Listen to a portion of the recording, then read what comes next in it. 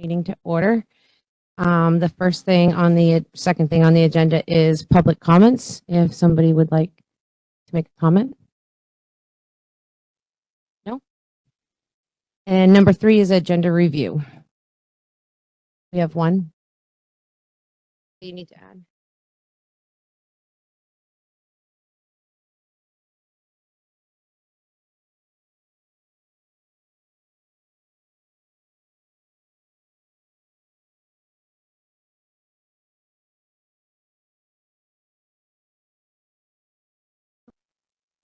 Anybody else? Okay. Number 4, we have minutes of the previous meeting. We have March 4th and March 18th.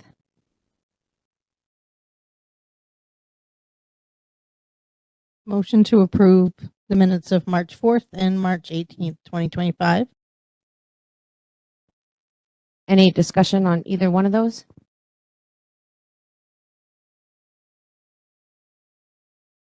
All those in favor of approving those minutes, say aye. Aye. All right, board reports. First, we have the principal's report. We'll go with Three Rivers first.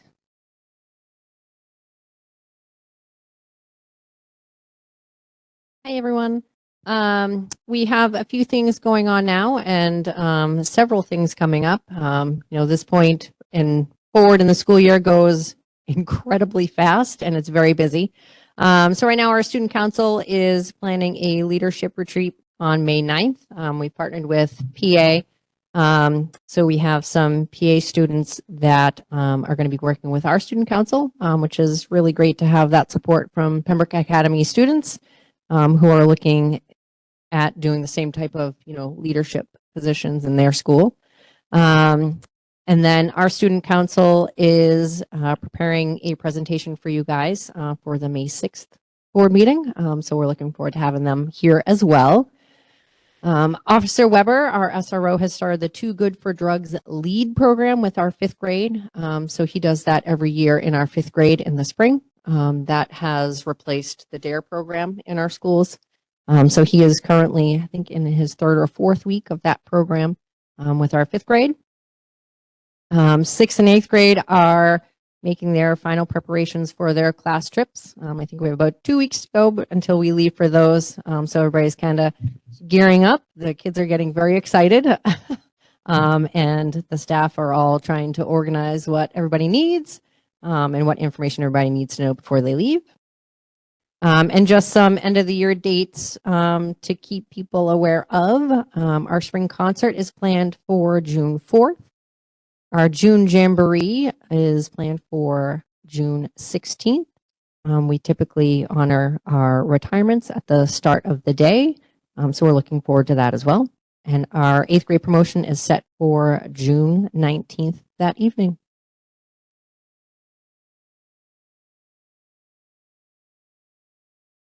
Thank you. How many kids are going on the Washington trip? Oh, I don't know the exact number. Just curious. I want to say it's hovering around 70, Yeah, typically. between 60 and 70, I believe. Yeah. Hmm. And what does LEAD stand for? Oh, I don't know what LEAD stands for. Is it like DARE was drug and alcohol resistant? Yeah, so there's a heavier, there is that type of component to it, but it's all about like making healthy choices. So there is like a social and problem solving component to it, like a decision making. They talk a little bit about peer pressure in the realm of drugs and alcohol, that type of thing. So it's similar, but takes into account, I guess, today's youth and the social pressures that they face with social media, the internet, stuff like that. So like updated DARE. Mm-hmm. Yeah. Just looked it up. It's law enforcement against drugs. That's what I was. You were right. I was, but.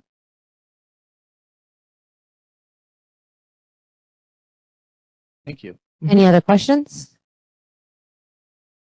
Thank you. Mm-hmm. Next, we will go to Hill School.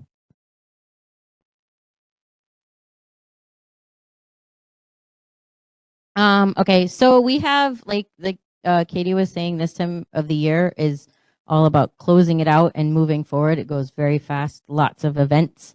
Fourth grade's heading over to TRS tomorrow for the musical performance. So we always love getting them. They go up to TRS, it's like 2 or 3 times at the end of every year, really to just, it's to help with the transition, and the kids love it. So any chance we can, that's something that we like to participate in.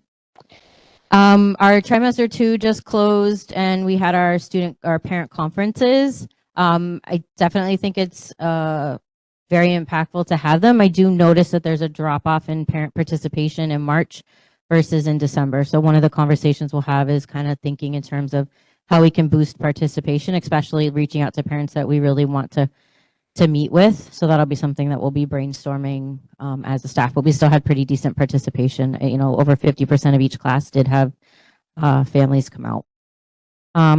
We had our first wellness committee meeting for Hill School. One of the things that keeps coming up for us in particular is lunch for our kiddos. We're noticing nutrition and sleep is something that is impacting our kids drastically. So the nutrition is something that we can kind of talk about as a staff, and we brainstorm just some things that we're noticing. I did receive an email from several fourth grade boys with very specific requests. So we will be presenting that to the wellness committee next time. But it was very thoughtful. Like, it wasn't anything, you know, just different meals that they do like, that they'd like to see more.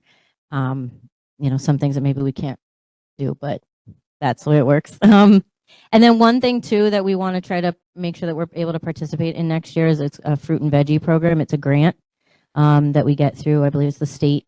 And the wellness committee will be working with food services to staff it and to prepare and to purchase and all of that, as long as we meet the requirements for the grant. And what that is you now have a bowl of fruits and veggies or something that's in the classrooms. Almost, you know, it's delivered every morning. And then kids would have access to fresh fruits and vegetables. An easy one is if you had like a bowl of apples on a pretty regular basis, kids could grab and eat as you go. That's something that everybody would then have access to. We would need to do some work on training palates. So giving them kind of like Taste It Tuesdays, where you might put in a couple of different varieties of fruits or vegetables that they could then try. Some things that kids really love are not things that you would expect. So it's kind of interesting, but that would help them, which could then lead into the nutrition program, like our food services and building the palate. Because one of the things we've noticed is kids don't often want to eat things that are fresh fruits and vegetables. So we need to, anything we can do to help expand that, because those two things, sleep and food, are really impacting our kids a lot. So that's what Wellness Committee is currently working on. Girls on the Run, which is a program for girls in 3rd and 4th grade, has started up. It's always heavily, we have a lot of kids a lot of girls that attend that. I think we're in the 30s this year, about 35 maybe. We have like 9 coaches, so the staff love to participate in it. It's all volunteer. It's a program that isn't sponsored by the school, but we do it at the school. It's a lot of like mentoring, positive, you know, just ways of addressing problems that are coming up in a very positive way. I've had staff approach me about there's a program for boys, so that would be something that hopefully we're able to put in place for next year. We have kindergarten information night is coming up in May. That's something that's really important. We're going to try to reach out and get as much participation as possible, so we can give parents specific like tools and recommendations and things that can help the kiddos be prepared when they walk into K, because just the nature of everything, and it's something that we're all dealing with. Kids are on devices a lot. Play has decreased dramatically, so a lot of skills that kids gain through play are skills that we're seeing as a deficit when they first come in. So we're going to work with parents as much as possible to help give that information out there, give them specific tools that they can use, or you know, how to play games with kids and things like that, because that's another one that's really impacting our littlest. It's just the decrease in play and the change in play. A lot of it is structured play. Kids need to really be able to learn how to do things in an unstructured, and, you know, obviously for safety, people are watching, but there's a lot of skills you learn in that type of play that we're seeing year over year. So one of our goals is to get that out there to parents more, give them resources, and really amp up that type of communication, because the connection between home and school is one that's critical for student success. We see so much more success with our kiddos when we can have that really strong partnership. So that's something that we're trying to beef up year over year. And then just the last thing, and one thing that I hope, throughout next year that I really want to share from Hill School in particular is the work we're doing in our curriculum world, in our academic world, and the changes that we're implementing. Right now we have something called team time, where our classroom teachers meet with our coaches once a week for an hour, and it rotates literacy and math. And that's been hugely successful in helping us all really kind of drive ourselves in the same direction. And we've seen a lot of success that is trackable through data, but also even just watching the kids. And Sandy was over here sharing with me the essays that they're writing in 4th grade. You can just see the evidence of that. But in team time, we have right now are shifting to looking at what we call our formative and summative assessments, and really digging into what we call our targeted population. So it's students who are maybe with just a few more little lifts or things like that are able to really pop over into that proficient world.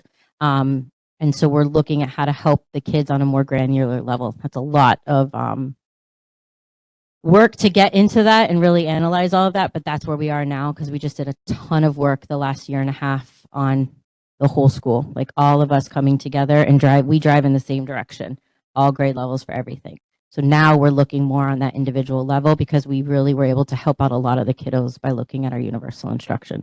So that's something that I'd like to continue talking about and just sharing where we are, because it's been a lot of work and the staff has been amazing.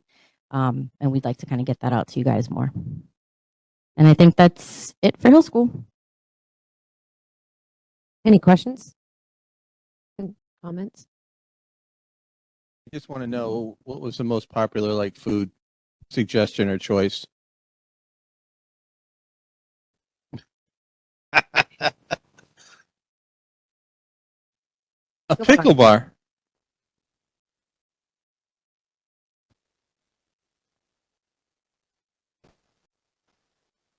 Yeah, so it says, this is the email I have. It says the following suggestions: ranch, mustard, ketchup, available always. Yeah, make your own sandwiches, kind of like a Lunchable type thing. More pickles, lots of pickles. Beef nachos. Yes, so that is what 4th grade is requesting. I can get behind all of those things right there. Yeah. But I do have to say the fruit and veggie program, I don't remember if it was 2nd grade or 1st grade for Kaden. She came home one day and she's like, why don't we ever have kiwi in this house? And I'm like, I don't know, because nobody will eat it. She goes, I had it today at school and I love it. I want to go buy some kiwi. So the program does work. Thank you. And Pembroke Academy, Dr. Morris. Okay, good evening, everyone. So this is a busy time of year for us. We actually have our SATs for our junior class tomorrow. So we have a lot of spaces that are already prepared for that. As you know, we have our NEAS decennial visit beginning with a remote meeting with the board Sunday night. And then we'll have our visitors here Monday, Tuesday, and Wednesday. And that concludes with a faculty meeting where the chair of the visiting team speaks to the faculty at the end of their visit. We were hoping to have Katie Preston come here for, I believe this is her 4th or 5th year coming, to speak to our junior class. She's a Holocaust survivor and a hidden child. She, unfortunately, we learned today that she has fallen ill and she had to cancel. So we're hoping to reschedule, but for the short term, it's just canceled. We have PSATs for our sophomores that sign up for that, and it's an elective. And that will be April 10th. We have our Youth Risk Behavior Survey. We administer that every 2 years in partnership with the Department of Health and Human Services and the DOE, and that will be on April 16th. And there was information that went out on that to families, I believe, last week. Spring sports have already started up, believe it or not. And we will have our 11th grade science testing in May. And that's primarily done just with our science teachers. Most of our juniors take chemistry, so they're kind of consolidated anyway. So that's a little easier to figure out than something like the SATs. And lastly, I just want to share that I have Derek and I have communicated and have set up a time for him to come in and go over some initial things and then continue that transition moving forward. And then one last thing, I'll just add to Katie's report that 8th grade parents are also very much looking forward to the DC trip. So get that kid out of the house. Are you speaking from experience?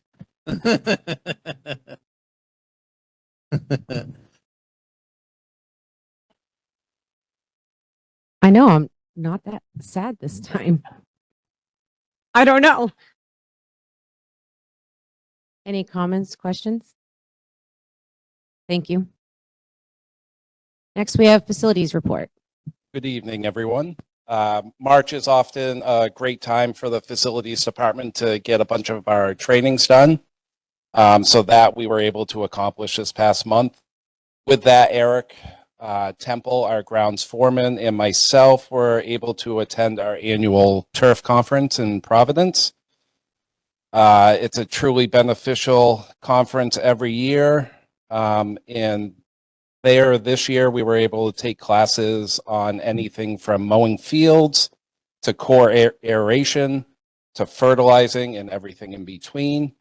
So that we attend every year and we find it to be tremendous success, different things every year. And those were some of the classes we took this year. Next up, the following week, we were able to get the entire facilities crew together. It doesn't happen often enough. With that, we used our contacts at Primex. We were able to get into our Primex accounts, take some classes online. We do that together. With that, we took classes on ladder safety, PPE, and slip, trip, and fall. And the highlight of that day was lunch was provided by Miss Sherman, and Jersey Mike's was eaten by everybody. So we thank Miss Sherman for providing lunch that day. Any questions, comments? How's your lawn going to look this summer? Now that you've taken the class. Well, we're holding off on mowing because then we have to mow every day. Mhm. Thank you. Next, we have student report, and Campbell is here. Thank you. So Senate is moving towards kind of wrapping up the year, but we do have a few events still left to run. As we've gone over, we do have a leadership event with TRS where our executive council, so the officers elected within Senate, Senate president, Senate vice president, so on and so forth, are going over to TRS to do an event with their officers, with their student council. We also have elections coming up for class office and student senate for the upcoming school year. So the election season will start on April 15th. That's when forms go out for anyone who wishes to run. And, you know, everyone will write their speech and give their speech and we'll hold the elections. And that'll be that. Executive Council is also working to bring back the barbecue that we traditionally had at Pembroke Academy every year. We didn't have it last year due to funding concerns. We don't have money in the budget for it this year, so it is dependent on donations. And it's my understanding that Executive Council has some donations set up to make that happen. But they're still kind of working through the details on that, and it hasn't gone before this full student senate yet. And the only other thing is we do also have our blood drive, which we do in partnership with the Red Cross coming up in a few months. Any questions, comments? Campbell, do you have an estimate on what the amount of money you would need for the barbecue? I do not. I can get that if you want. Okay, yeah. Yeah. If you don't mind you sharing that either through Dr. Morris or your dad. Yep. Okay. Thank you very much. Perfect. You're welcome to stick around or go home and do homework or whatever you want to do. Thank you. Yeah. I think that might need to happen. Yeah. Yeah. Or do homework or more homework. All right, moving along. Number 6. Um, Oh, go ahead. Sorry. I just want to Yeah. step in here. Usually on reports, we have, because I think since our last meeting, we've had an SAU meeting and an AREA meeting. And that is probably my fault because they asked me to review the agenda for the first time, but that's okay. SAU and what else? SAU, AREA, and budget. And then next year there's going to be like CIP at the end, at the beginning of the year, stuff like that. So just for your, Sure. I don't mind adding them. We can do that. Does somebody want to speak to the SAU meeting? Was there an exec meeting? Yes, there was an exec meeting on the 20th. We did some staff nominations, and also we have filled the IT director position for next year. So that was one big checked off the list. Wow, tongue-tied tonight. And then for AREA there was a little bit of discussion about the enrollment numbers and where students are going, where they're coming from. And there wasn't much of an update on the Prospect Mountain situation. and then budget, we have, I'm sorry, probably should allow for questions or anything. We do have PA enrollment update. Yeah. I'll just throw in a budget committee's holding retrospective on the 17th, so April 17th. So I don't even know where the meeting schedule is. I think that'll be after, or no, before our next meeting. So nope, it'll be after. So we'll have to wait a little bit on that. All right, that's it. Thank you. Carrie, do you have anything on the AREA? Or was there a meeting?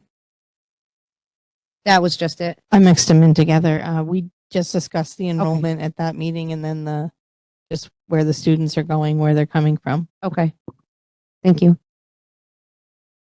So we'll move on to number 6. Do we have anything for consent agenda? Donations or anything like that? No. Okay. Number 7 for immediate business. The first thing we have is PA enrollment update.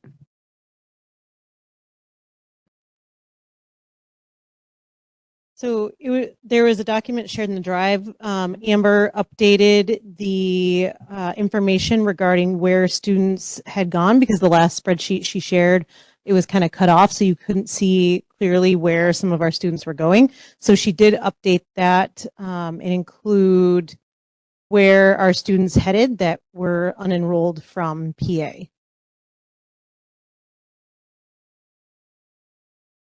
If you guys have any questions, I can try to answer questions you might have.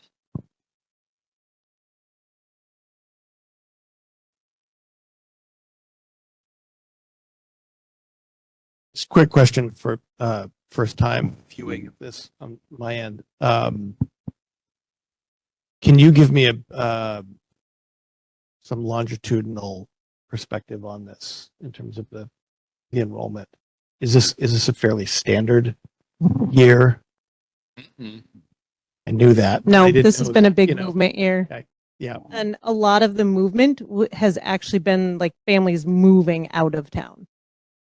So if you look at the report, you'll see that there was a mix. I mean, there's some kids who went to some charter schools, but those numbers weren't outstandingly large. Those were pretty typical, but there was a large number of families that moved, and where you see it says non-area, that means they moved out of the district. Right. And so we would see this as greater than normal volatility just in the demographics of the Correct. towns. Okay. Yep. Okay. Thank you. Just a quick question. From what I understand, though, we do budget conservatively, so it hasn't hit any kind of budget constraint as of yet. We're still under what they had estimated, correct? That's correct, Okay, as far as I know. okay, that's what I understood too. Says we're still 3 to the good side, so. Correct. Yep. And that's why Amber does that in the fall. Just to make sure that if we do have a large bubble, because it's unpredictable, we have no idea what families are coming and going. So we do budget on the conservative side for those tuition numbers so that there is less of a chance for us to have a shortfall at the end. I know when we talked at the AREA meeting, Dr. Morris, there was some question about some students coming back. So could you kind of update us on that? Thank you. So I would say two components on this list that are also kind of outliers compared to previous years. Synergy Academy is a new charter school in the area, and that has, as you can see on the form, taken on some transfer students from Pembroke Academy. I know of at least one student who has already come back to PA from Synergy, and there's another student who has expressed desire to come back, but they, I think, have elected to wait until the beginning of next year. So just that. I think the other thing is you'll notice that there is 8 students for VLAX, and although that is not unique to this year, I think it does speak to a trend of students after the halfway point of the year. There's a family decision, a student decision to unenroll and go to VLAX to try to salvage credits if they have started off poorly, and that's something that I've seen over the past few years, and that number grows.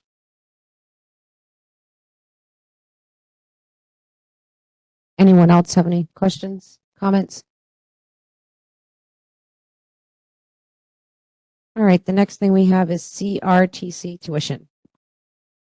Okay, I'm going to do my best. So I have come to learn that CRTC tuition reimbursements work very similarly to special ed aid. So if you recall, we budget for what we think is going to happen, and then the state says they will reimburse us for potentially a certain amount, but then we don't know what we're actually going to get reimbursed for until the following year. So CRTC works kind of similarly. We budget based off of numbers from a previous year, numbers that we get from Concord, and then we budget that for what we might owe for that CRTC tuition. The state does cover a portion of that, but their portion has become smaller and smaller that they reimburse. So the amount that Concord bills us is getting larger every year, essentially. So this year, they've only covered around 65%. In previous years, they've covered about 75%. So that proration has decreased, and therefore Concord is getting less reimbursement from the state. So we end up owing more for our Concord CRTC tuition. And you'll see that reflected in your latest expenditure reports, that we will be having to pay a larger amount this year for that CRTC tuition. This year or For this year. Okay. Yep. Because the reimbursement that we're getting now was from last year's numbers, and it's smaller than what was anticipated. We are still in okay shape for the end of the year, so it's not a detrimental hit, but it is an impact. Anybody else have any questions?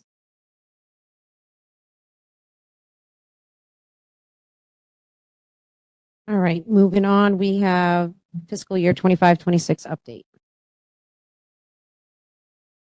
So we are looking in decent shape.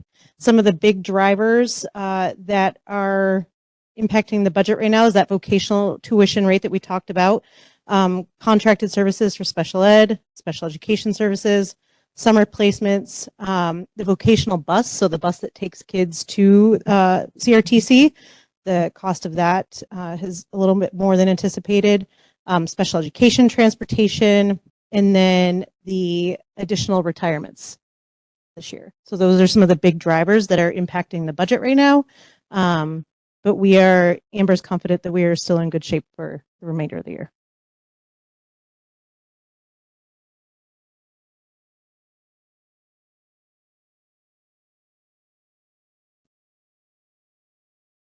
Anyone have any questions, comments?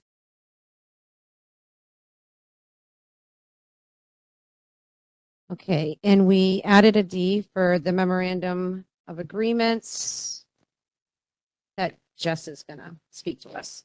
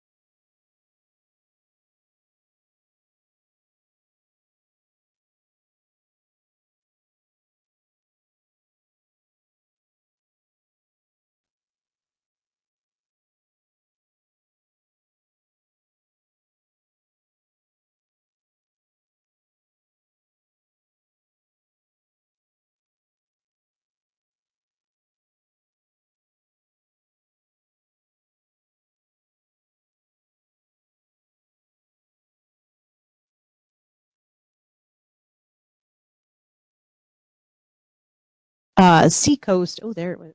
The Seacoast Collaborative has done in the past that's been longstanding with kind of agreements with area schools that kind of guarantee spots for placements if they need that, or that you might pay a portion of an SLP or speech language pathologist instead of having to contract out with an outside vendor.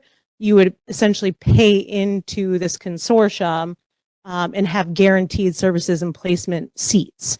So the memorandum that's in front of you is merely just a memorandum to join in to research it. There's no commitment to put forward any costs. There's no commitment to do anything other than collaborate at this point to share ideas and research.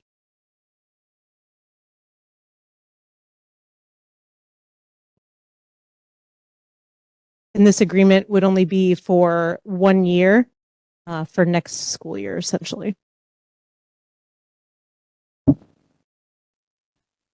Are you looking for us to make a decision on this tonight? So you don't have to. Okay. If you feel like you want to just go ahead and move forward and allow for that collaboration to happen, I'm more than happy for you guys to make a motion and make a decision tonight. Or if you want some time to think about it, we can come back at the next meeting and you guys can decide then whether you want to join in on that research phase of this project. Does anybody have any questions or any comments or?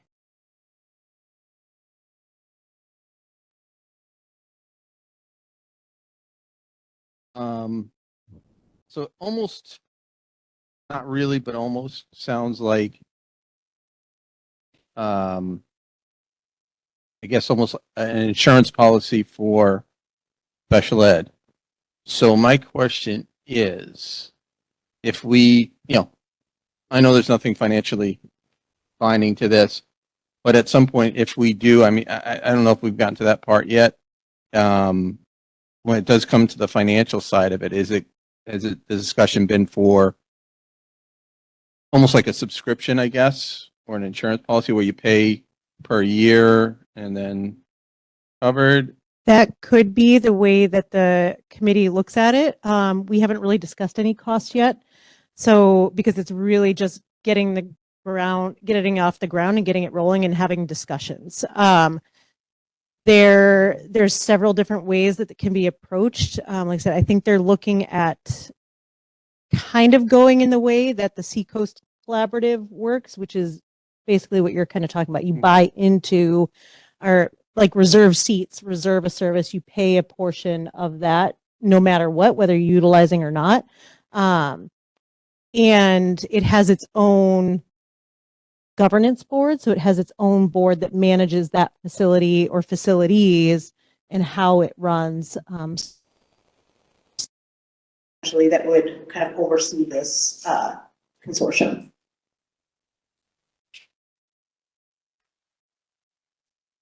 I think, yeah, thank you. This is a 1 year, non-binding. Correct. Thought. Within the 1 year, what are your thoughts on the actual operational timeline of this? Because I would imagine at some point you want some findings to be delivered. 6 months, 8 months, I mean, what's the desire here? My guess is that next year will really be the research and dig in and present a finalized plan so that schools can budget, because it's all public schools. So we all have a very similar budgeting schedule. That's kind of why I'm So that asking, yeah. next fall, so 26, 27 budgeting year, people can put that into their budgets. So I think it will be like a full year out. By this time Yep. next year, we'll have some findings. That would be my guess. Okay. Yep. All right. Thank you. Yeah, there's some real serious momentum with several of the schools that are involved. And so they really are going full steam. So What do you guys think? It is non-binding. There's no financial thing. I just think it's not a bad idea that our special ed costs, just like every other school, are astronomical. And then thinking of the children's side of it too, like we've lacked speech pathologists for a long time. So like 1 year we have this company, next year the next company is cheaper. So we switch that speech pathologist. So then the student needs to learn a completely new speech pathologist and you lost what you gained at the second half of the year. Like some consistency could also, in the long run, lower some of our special education costs. I don't think it's a bad idea, and we're not legally bound to anything, and there's no money here. I don't think it's bad to explore other options. And I like the idea of signaling that we're in support of some solutions. Agreed. The getting caught trying thing. What's nice. So Anybody else have any questions or comments? Or what you would like to do?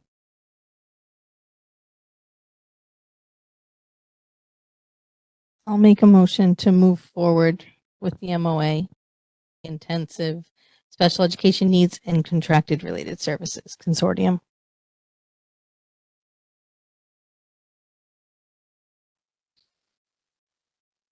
Any other discussion?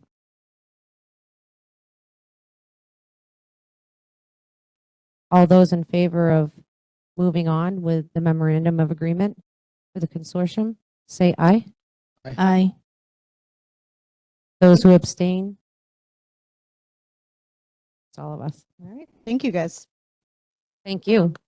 At the conclusion of the meeting, I'll have Melanie, I'll have you sign this Mhm. and then I will bring that to Patty for her to sign. Okay.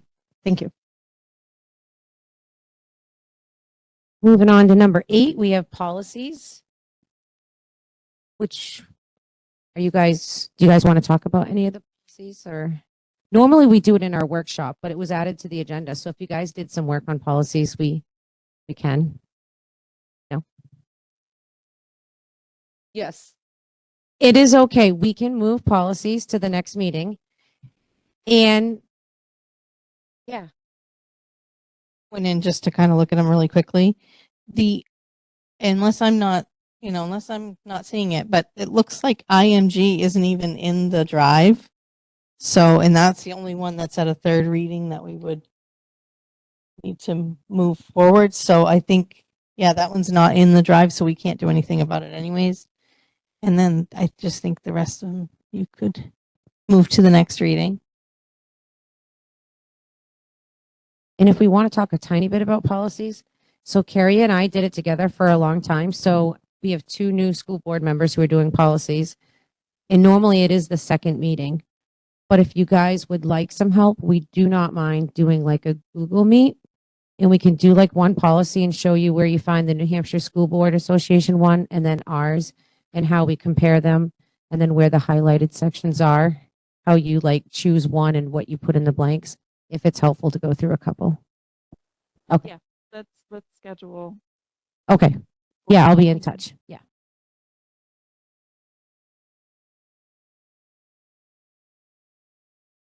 Next, we have public comments. Anybody would like to make a comment? Can I introduce a Sure. member of the Yeah. public that's here tonight? Absolutely. So just kind of want to point out John Young. You'll learn about him a little bit, but he is a candidate for one of our positions. Thank you. Welcome.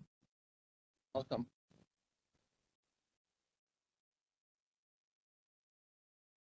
Anything else before I move on? No? All right. Nobody laugh. I know. I told you, you big one. I have my big one. All right. So the board has need to go into non-public under New Hampshire RSA 91-A:3, Roman numeral 2, small letter B, which is the hiring of any person as a public employee. A vote to go into non-public at 7:10 on a roll call vote. Ken? Carrie? Yes. Jean? Yes. Sharon? And I'm a yes. I make a